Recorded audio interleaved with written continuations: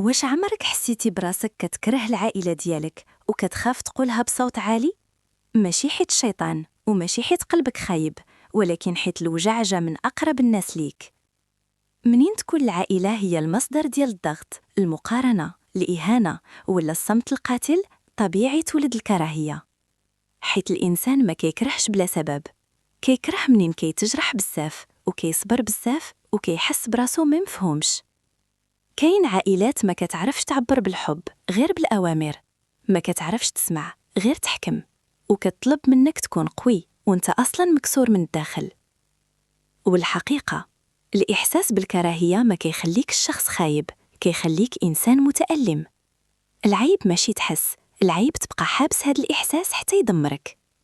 ماشي ضروري تقطع وماشي ضروري تسامح دابا، الضروري هو تعترف براسك راه تأديت، ومن حقك تحمي روحك حتى من أقرب الناس.